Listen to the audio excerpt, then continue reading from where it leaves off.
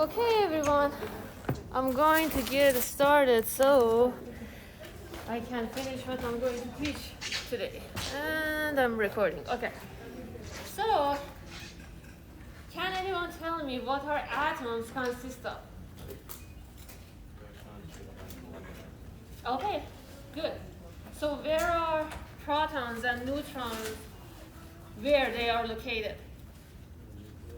Exactly. And nucleus is in the center of the atom, right? And where are the electrons? Exactly. Good, good. So before I start, does any of you have any questions about anything? Yes. Are we going to go further into periodic trends? In the chapter, you mean? I just know that was something we talked about, and then in the schedule we talked about how we have already covered it. Oh, yes. So I'm not going to cover chapter 11, gases, because I don't have time. But other than that, we're going to cover up to 10 chapters, and your final exam would be from 10 chapters. But for chapters 1, 2, 3, 4, I'm only going to ask from study guides. So that should be a help for you, right? That makes it much easier. And for your quiz 4 and exam 4, I'm going to ask you from chapter 7, 8, 9. I tried to finish chapter 9 today, but I don't think that's possible. So I'm going to record a video for you guys to help you do the quiz. And I'm going to briefly talk about that after the break too. So hopefully it won't be any issue. So now that we're on the subject, during the break, I'll be available through Zoom if you guys need extra assistance. So it's not mandatory or like I don't have any official office hours or tutoring, but if you see that you need help, explanation about anything, just reach out to me and I schedule meetings with you. Good? Any more questions? Okay. So now I'm going to continue talking about atomic models.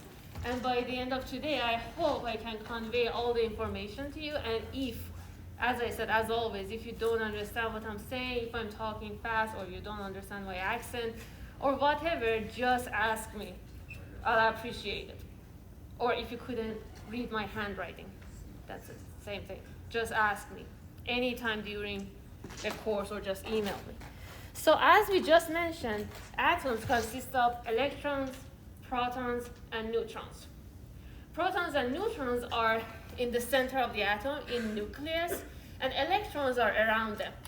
And the whole main of this chapter is to see how electrons are, where they are located, their location, and how they behave.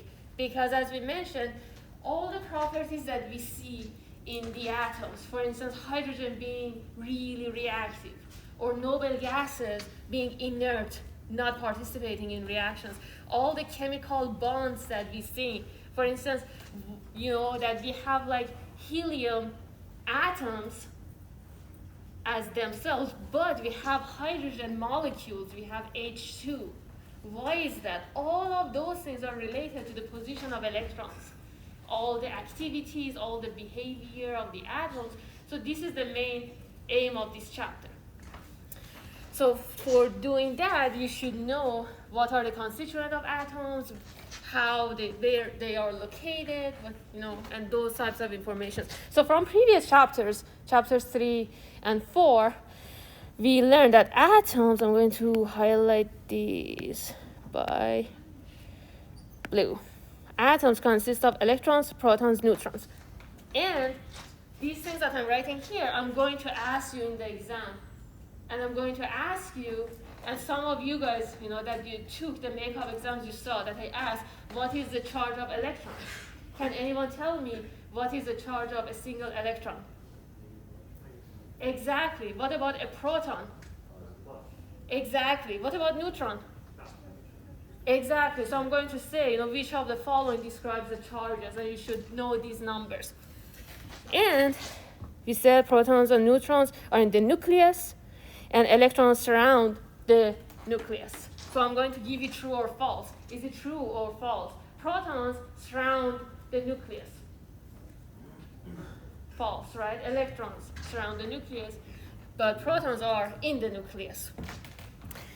And protons have positive charge, electrons have negative charge, and neutrons have no charge. So we talked about Bohr model, and that's based on Niels Bohr, the scientist, right? The name. He came up with this model. I'm not going to repeat it, but you remember that we said we have different orbits around, and I'm not going to clutter the picture that I have here, but you see here, yes, we have like different orbits. Can you see that? Like n equals 1, n equals 2, n equals 3, n equals 4. As we go higher from n equals 1 to n equals 2, you see that the orbits, the distance from the nucleus or from the previous orbit becomes further and further, right?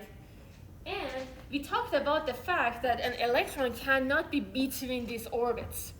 We won't find an electron between n equals 3 and n equals 4. I guess I kind of like demonstrated here. Here we have the nucleus, and then we have like these orbits, n equals 1, n equals 2. Consider this as a circle. And n equals 3. And as we go, this distance, you see that this is larger than this is larger than this, and so on and so forth. And n equals 1 has the lowest energy. And as we go to the other orbits further from the nucleus, the energy becomes higher and higher. Can anyone tell me why is that? Any guesses? Why n equals 1 has much lower energy than n equals 4, for instance?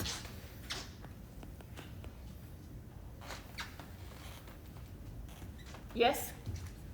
Is it because, like, when they're closer to the nucleus, they seem more stable because there's an opposite charge closer to them? Yes. So, yeah, kind of the same thing that I'm going to say. So nucleus has positive charge, right? This is,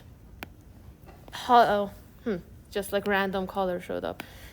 This is positive charge. And electrons have negative charges, right?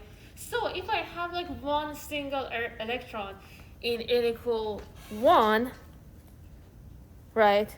Or I put it at blue. This is like electron. These dots that I'm showing here, they are representative of like, electrons. I guess I just write these dots are electrons. So if this electron with negative charges here, you know that positive and negative charges attract each other, right? And positive, they repel each other. Do you remember from previous chapters? Kind of like magnet, if you think of like the same charges, they repel each other, but opposite charges attract each other. So when you have like a positive charge here and negative charge here, they attract each other. It's as if the nucleus doesn't want these electrons go away. Does that make sense?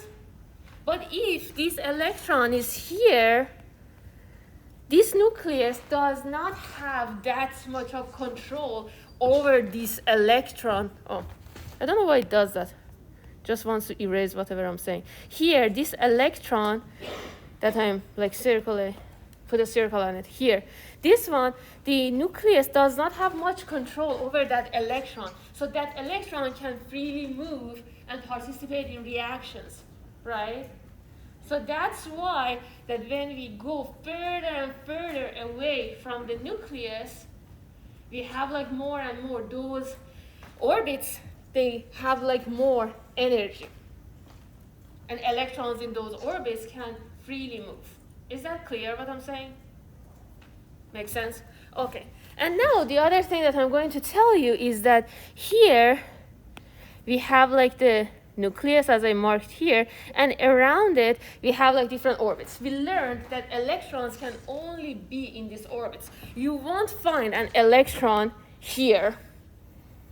It's not how it's happening. Niels Bohr explained that we find electrons in these orbits.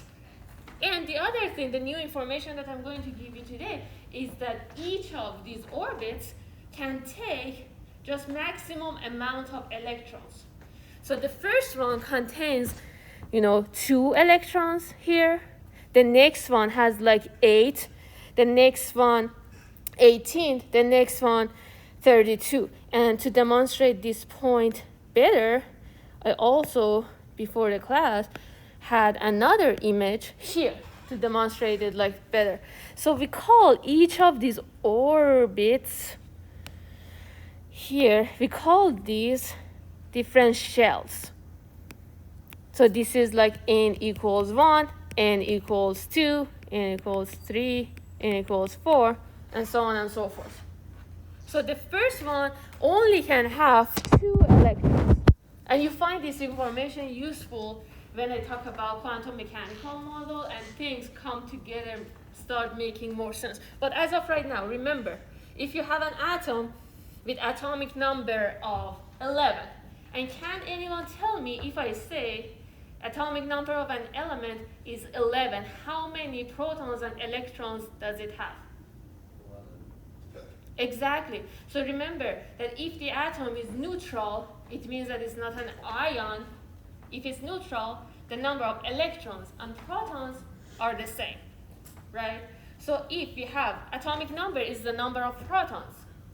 So if we have like 11 protons, we'll be having 11 electrons too. So the numbers are the same, right? So if we want to put these electrons in this atom, if we have 11 electrons, we only can put 2 in the first one, right? We can put 8 on the other one. So 1, 2, 1, 2, 3, 4, 5, 6, 7, 8.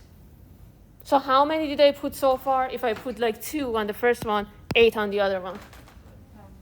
How many is left? 1. So I put 1 here. So you don't have to worry about the exact location that you put it. As long as you know the first one can have 2 electrons, the first shell, the first orbit. The next shell, n equals 2, second shell, it can have 8. And then the next one, so here I had sodium that has atomic number of 11 as an example, right? So I had only put 1 more, but you can have more electrons as long as you know that first shell have 2, second shell 8, third shell 18, and then fourth shell 32, and you don't have to worry about more than that because I'm not covering more than that, right? Does that make sense? Okay. So just remember, electrons, if I give you, an example, so yes? Does Ni have a positive one because that's the number on the furthest orbit? So what is the question again? On the third orbit for sodium, it only has 1. Is that why I'm curious? So you mean Na plus? Yeah. So Na plus is an ion, right? It's a cation. So if sodium loses 1 electron, that's fine. We won't be having this electron here, right? Is this a question? Are you talking about like Na plus? So, Well, it's, you know, like when you're balancing chemicals, you put like Na and chlorine together to balance it, because Na plus one. Okay, I guess that is. yes, so you say you're talking about compounds and like ionic compounds specifically, and we're going to cover that in chemical bonding next chapter. Here, I'm only talking about single atoms by themselves. So sodium by itself, that it doesn't have any charge. So if sodium loses an electron and becomes like Na plus, we won't put this electron here anymore because it loses that electron. Does that make sense? But sodium as itself has 11 electrons. So we put 2 on the first shell, 8. 1, 2, 3, 4, 5, 6, 7, 8 on the second shell, and 1 more here on the third shell. And if I give you in the exam, so here I'm going to erase this Na plus so I don't confuse anyone. So if I give you in the exam, which one represents Bohr model for sodium? And then one of the answer would be like, I guess I just write with the black one. So here is nucleus, and then N equals 1, N equals 2, N equals 3, and I put the electrons here. You know this is wrong, right? Because electrons can only be in the orbits. Or I put like 10 electrons here. You know that is wrong, right? Because we only can have 2 electrons on the first shell, 8 electrons on the second shell. So even if you remember this rule, the first 2 ones, you will be good for your exam. Does that make sense? Any questions so far? Okay. So now I'm going to throw some definitions to you. So, and I'm going to, from this picture here, I guess I just put a star on it. I'm going to ask you in your exam, and I highlighted the words. I'm going to ask you true or false. Is this true or false? Or I'm going to say that which of the following statement is not correct or correct. You saw the exams and quizzes, you know how they look like. So I'm going to ask you from this. So in the Bohr model of the atom, a single quantum number n specify each orbit. So if I say, is the following statement true or false? In the Bohr model of the atom, a single quantum number specify each orbital. True or false? False. Why? Exactly. Orbital is for quantum mechanical model. So can anyone tell me what was an orbital? Can anyone remember? Yes? It's like a statistical map of where the electron probably is. Exactly. So we cannot for sure say electron is like around the nucleus in n equals 1. We just say the probability. So orbital is the probability of where electron is. Does that make sense? Any questions about orbital? So orbit is like a circle, around the atom. These are orbits. But orbital is the probability of where the electron is, and it's not easy to demonstrate. I'm going to teach you the orbitals momentarily, so hopefully it would be clearer. Okay, so in the quantum mechanical model, a number and a letter specify an orbital or orbitals. So true or false? In the Bohr model, a number and a letter specify orbitals. Exactly. Why? Yes, exactly. So in the quantum mechanical model, we have orbitals, we have a number and a letter. In Bohr model, we only have a single quantum number. And so the number is the principal quantum number and specify the principal shell of the orbitals. So n in quantum mechanical description and in the Bohr model is the same. It's kind of like telling you the number of shells, so which shell number we are. If n equals 1, it means that we are in the first shell. Does that make sense? So, and this is definition. We call the number the principal quantum number. The letter indicates the subshell of the orbital and it specifies its shape. So remember, when I just like go, further now in what I'm explaining, it becomes clearer. So the number specifies the shell. The letter specifies the subshell, specifies the shape. And remember, so here, for instance, numbers, n equals 1, n equals 2, n equals 3, so on and so forth, is shells. Letter is the shape. And we have like s orbitals, p orbitals, d orbitals. And s orbitals are spherical. And I tell you momentarily why. But this is how they are. And p orbitals are like dumbbell. Like, have any of you went to the gym, see dumbbells?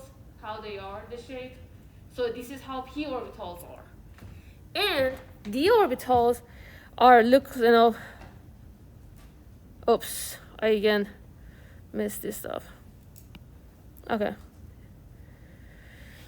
You don't see what I'm messing up here, but I think it's fine. I just pressed the video button, but it seems like it's working fine and recording. So hopefully I didn't mess this up. Okay, so the letters S is a spherical, P is dumbbell, and then d orbitals, 4 of them are like clovers. It's kind of like where I wrote this. Anyway, and then one of them is dumbbell-like, kind of with a torus, as if it has a donut on it. And I will show you the shapes momentarily. But just as of right now, based on these things that I wrote, I want you to know that the number specifies the shell, the letters specify the subshell. And s orbitals are spherical, p orbitals are like dumbbells. And I won't ask the shape of d and f orbitals. So you don't have to worry about it. So is these things that I just said clear? So remember these, and I'm going to just show you, or like teach you what I mean. So for the s orbitals, so as I told you, in quantum mechanical model, we specify orbitals with a letter and a number. The number tells me what? The letter tells me what? Exactly. So the shell and subshell, or the orbit, which orbit we are in, or like, the principal quantum number is n, the shape is the letter.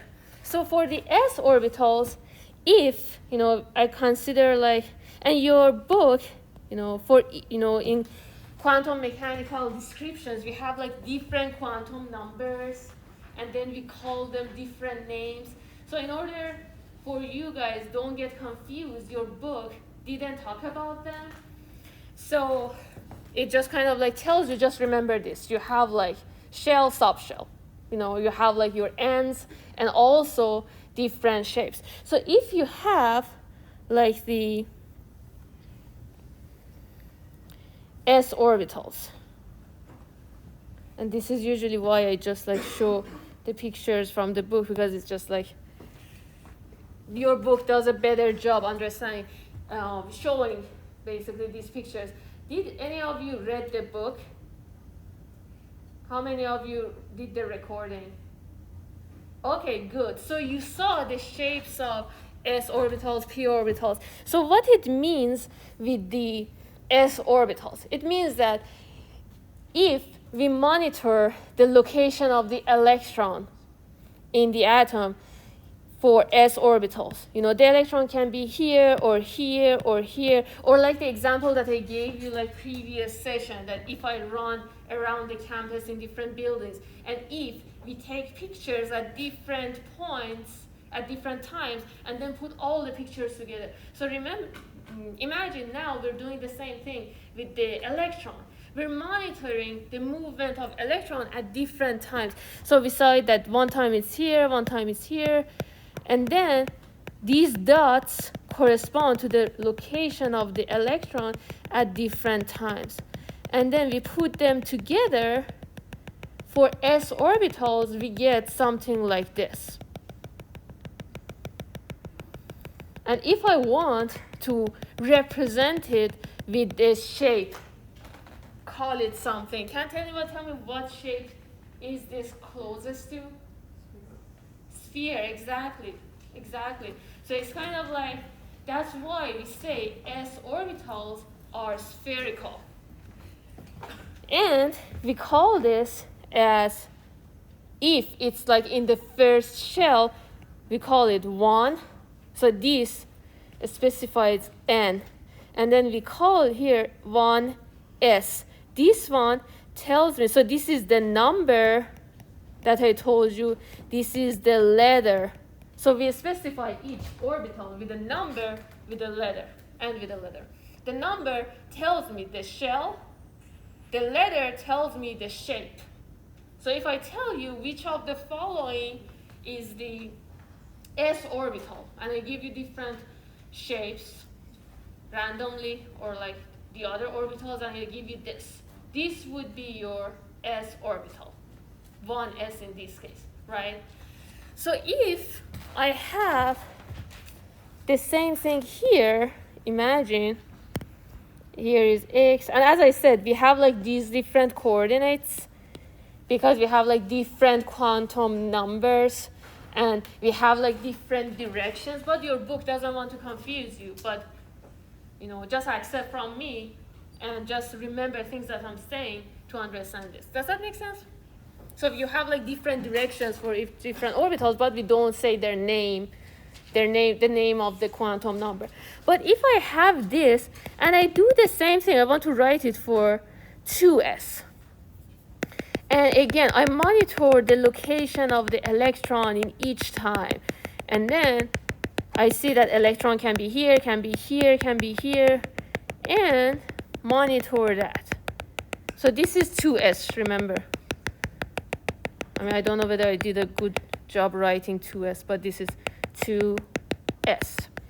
Can anyone tell me what this one, what shape does this one is closest to? What's that? Yeah. Exactly. This is also a sphere because we are dealing with s orbitals. So this is also sphere. But now it's in the shell of n equal 2. So what is the difference between these two? 1s and 2s. What is the difference? One's in the first shell, one's in the second shell. Exactly. But visually, what is the difference? So one is in n equals 1, the other n equals 2. But do you see any difference? 2 is larger in size. Exactly. So when you go from n equals 1 to n equals 2, n equals 3, when n increases, the size of your orbital also increases. Does that make sense? So this is the representation of s orbitals. And remember, for each orbital, we should have a letter and a number. Number tells us the shell number. The letter tells us the shape. Is this clear? Okay, now if we do the same thing for p orbitals, and now you see for a sphere, x, y, z directions, when you look at a sphere, it's like symmetrical, so it doesn't matter actually which direction you are. It's kind of the shape. If from each axis you look at it, it would be the same because it's a sphere. But for p orbitals, these won't be exactly the same. So here, again, we have like, and you have like this Cartesian system because we are representing three-dimensional things, right? That's why you have like a sphere, you don't have a circle, because if you have an electron, it's like three-dimensional. Does it make sense? That's why we have x, y, z. And then we have here, again, x, y, z. And again, I didn't do a good job in kind of writing all three in one, but you see the in one line, but you see the point. Now this is x, y, z. So for the p orbitals, if we want to do the same thing, I already told you that what is the shape of p orbitals? Dumbbell, exactly. And I'm going to ask you in the exam, which of the is the following statement true or false? P orbitals look like a sphere. False. They are like dumbbell-like, right? And if we do the same thing for like p orbitals, and then we monitor the location of the electrons in each second. So electron would be here, here, here. So what is this one closest to in shape? Anyone? Exactly, it's dumbbell-like. And we call this px because it's in the x direction. And then if we do the same thing for like py, exactly, it would be like this, right? And then we do the same thing for z. It's kind of like monitoring the location. You see that all of these things can be location of the electron. We don't know exactly where it is. That's why we have orbitals. In Bohr models, I just put an electron in n equal 1. I said, okay, here it is, electron. Or like around, anywhere in n equals 1. But for quantum mechanical model, for orbitals, I put several dots. I said it.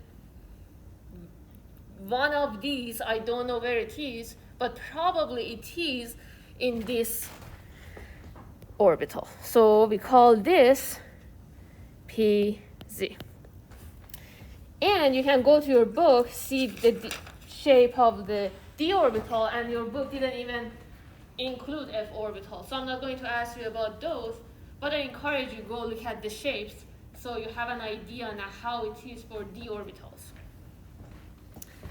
And now here, the same thing. If I have so I call this these are for instance, 1 p. And p orbitals, as you see, they have they can be three different types, px, py, pz, in different directions. So there are three different types of p orbitals. But regardless, I write these orbitals with a letter, p, and number, 1, for instance, if you are in the first shell. The number tells me shell, the p tells me the shape. So these are all I will ask you in the exam about the shape, and if I give you questions like this, I don't ask you about the shape of the orbitals. So you need to know that s orbitals are spherical, p orbitals are dumbbell-like. Any question about this? Is this clear what we mean by orbitals? What is the probability that we're talking about, their shape and all that? Any questions? Good? Okay. So now, let me see what picture I have here. Okay. Now what I'm going to talk about is electron configuration. I think I just kind of use this definition slide that I have here to save some time. So these are some definitions that I want you to memorize. But if you just learn things, it won't be super tricky, right? If you learn things and then you know what is orbit, what is orbital. So if you remember, orbital was probability, remembering the dots that we don't know exactly where electron is. So don't stress about the definition. When you learn the concepts, it's easy to grasp on definitions. Does that make sense? Okay, so now we want to talk about electron configuration. So if I give you sodium, for instance, that has like 11 electrons, and I want you to, write the electron configuration. First, you should know what I mean, right? So an electron configuration illustrates the occupation of orbitals by electrons for a particular atom. So it's just, when I talked about Bohr model, and I told you n equals 1 can have maximum 2 electrons. N equals 2 can have maximum 8 electrons. That was straightforward, right? We just remember 2 and 8. So if you wanted to use that model to have electron configuration, that was straightforward. But for quantum mechanical model, we have some rules, and we should remember how to do those things, because we have like different orbitals, right? Do you remember we had like s orbitals, we have p orbitals. For p orbitals, each of them could be px, py, pz in different directions. So now I'm going to teach you how to put electrons in each orbital compared to orbits. Does that make sense? So for orbits, you just put like 2 in the first shell, you put like 8 in the second shell. But how is it for orbitals? How would you do that to have like the correct configuration of electrons in an atom? So first of all, is this clear, the aim of what we are going to learn? How to put electrons in orbitals. So we want to study occupation of orbitals by electrons for a particular atom, and we call that electron configuration. And I'm going to give this in the exam. So it's the following statement: true or false.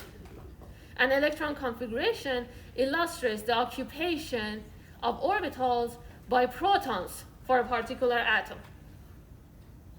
True or false? Why? Exactly. So just as long as you learn things, the exam would be easy. Another way to represent this information is with an orbital diagram, which gives similar information but shows the electrons as arrows in a box representing the orbital. So orbital diagram is the same. So electron configuration is we want to see the occupation of orbitals by electrons. We can do similar thing with orbital diagram, that we write boxes and we put electron in boxes, and each box represents an orbital. Is this one clear? Okay. Now, before talking about electron spin and Pauli exclusion principle and Hund's rule, that I asked some of these in your quiz too, is anyone all set with this page? I go to the next page. Okay? Because just like, it's easier. Okay. So what I mean with electron configuration. Electron configuration. Before I go further, can anyone tell me what is an electron configuration? Is there any questions? Good? Okay, what is electron configuration? Illustrates the occupation of orbitals by electrons. Exactly. So, for instance, if I have like hydrogen atom, and I'm going to give you, I asked you in the exam that what is electron configuration of sodium, for instance. And I'm not going to give you any other information. And I give you the periodic table. Hopefully by then, you know that when you go to the periodic table, the number on top is your atomic number, which is number of protons, but you remember number of protons and number of electrons are the same, so you use that number to write electron configuration. Is that clear?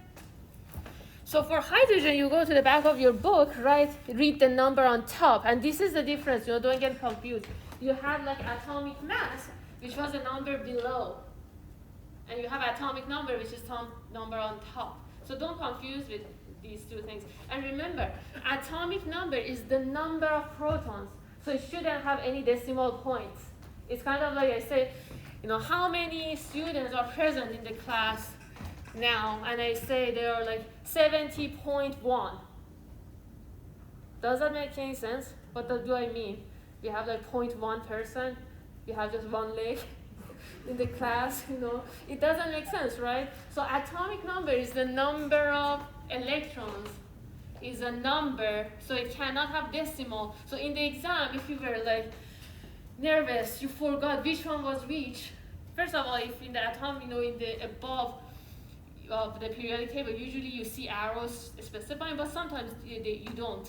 So if you didn't have that information, the one that has decimal is not atomic number, because numbers cannot have decimal point. So that's that. And when you go to the back of your book, you see that, you see this. Hydrogen 1.01. So you remember these things that I just said now, that atomic number is number on top that doesn't have any decimal point. So if you want to write this, you remember we always start with n equals 1. And we always start with S. So we have like 1s. And we put number of electrons on top here.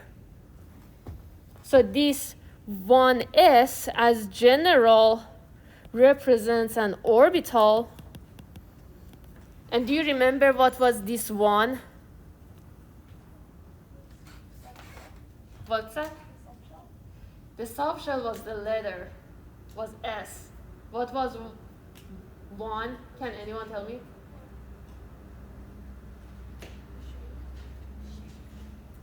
This one here. What this one represents? Exactly. This is the shell, right? Is n equals 1. So this is the shell. This is S is the subshell. Subshell. If you can read what I just wrote, I guess I just do it again. We call this subshell. And we put the number of electrons here. This is number of electrons in orbital. Is this clear so far? So that was for just like hydrogen. It was easy. If we want to do it, so I guess I just talk about orbital diagram too, so you see the difference.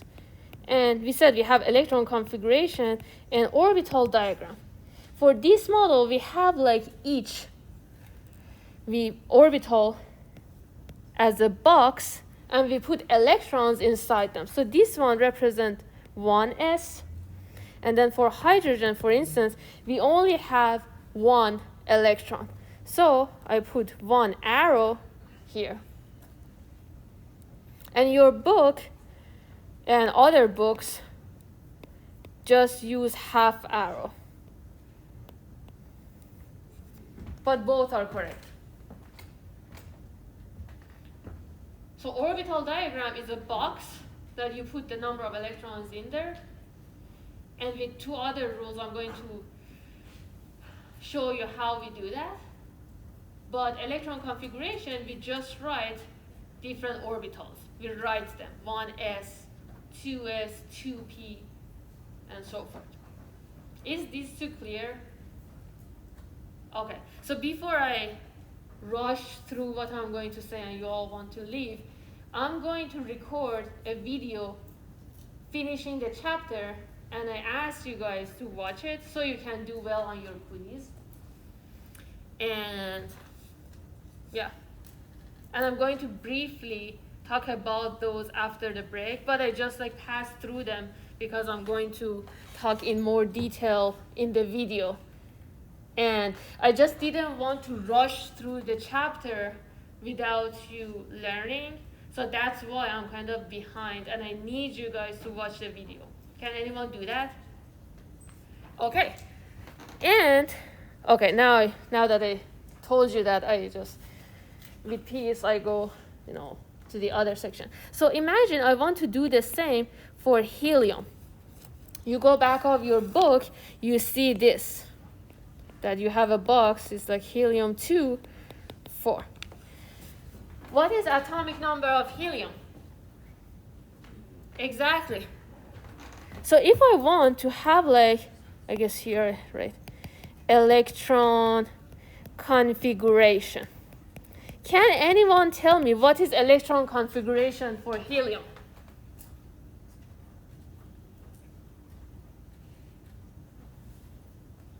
Oh, yeah? Would it just be 1s with a 2? Exactly. At first I thought that you're giving the answer. I was like, oh, how do you do that? Are you John Nash? I should like, see what is the code? Yes. So we have like 1s. That is like the name of the orbital. Remember, for orbitals, you should have a number and a letter. What does number tell you? What does the letter tell you? Shape or subshell, yes. And then you have 2 electrons. And here is a good thing to remember, that based on the Bohr model, if you remember, the first shell or first orbit can always have 2 electrons. And this second shell can always have, the first shell, 2 electrons, second shell, how many electrons? 8. If you remember that, and when I write for other configurations, you know that when you add all the orbitals that has like 1 in it, they can only have 2 electrons. So this rule stands in both Bohr model and quantum mechanical model. And for the 2 shells, when you add the numbers, it should be maximum 8. Does that make sense? So this rule, the number of electrons in each shell, stands in Bohr model and also quantum mechanical model.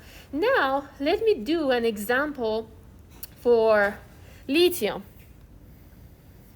So, for lithium, if you go back of your book, and again remember, lithium, here I see this number. If I tell you in the exam, what is atomic number of lithium? Exactly. And I give you the periodic table, so you should be able to identify atomic number. And if you want to do this for lithium, so can anyone tell me electron configuration for lithium? And remember, you put these orbitals next to each other when you write them. Can anyone tell me? So if I write 1s2, I have 2 electrons filled, right? I need another electron, right? Yes, say? So first shell can only have 2 electrons, remember? So it's 2s later? 2s. 2s3. So if you put 2s3 here, and I'm going to teach you now that in s orbitals, you only can have in each orbital 2 maximum. So, and remember, so here, this atom, if hypothetically this was correct, the number of electrons would be 5, right? But here, how many electrons do you have here? 3. So already you put 2, right? So how many is left? Exactly. So remember, you will never see, so 1s, this orbital, each orbital can have maximum 2 electrons. Right? So here for 1s specifically, or like 2s, and this is a rule.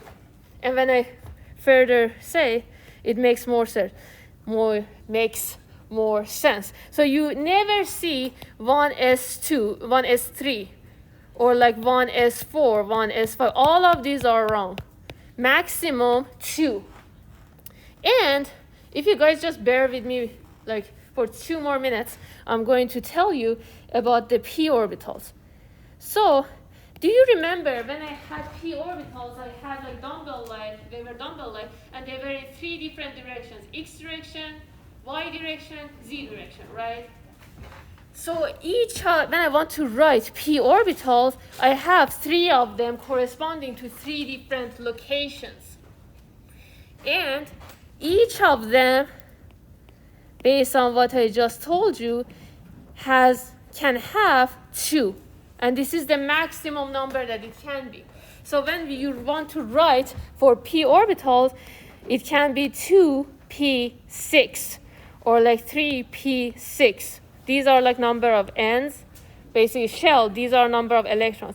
So maximum, you can have 6 electrons in p orbitals. And there are like px, py, pz, corresponding to the ones that we said. And for d orbitals, you have 5 of these. 1, 2, 3, 4, 5. And then, as I said, this is the reason that your book shows like half arrows, because this is like easier to write. And these ones would be maximum, like, you know, for instance, you will be having 4d10. The maximum number of electrons is 2 here, 2, 4, 6, 8, 10. And as I said, from now on, I'm going to explain these further in the video that I'm going to post and finish the chapter. And I encourage you and I ask you, I beg you to watch it, so you can do well on your quiz and exam. And I'm going to post the study guides for chapters 8 and 9. I already posted in the website for chapter 7. I'm going to post for chapters 8 and 9. And I'm going to post during the break more questions for you guys and solve them, so you'll be all good for your exam.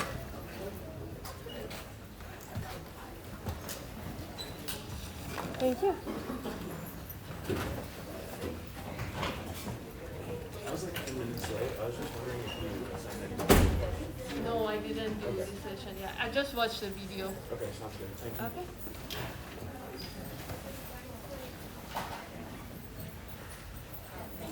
Thank you. Thank you, everyone. Great.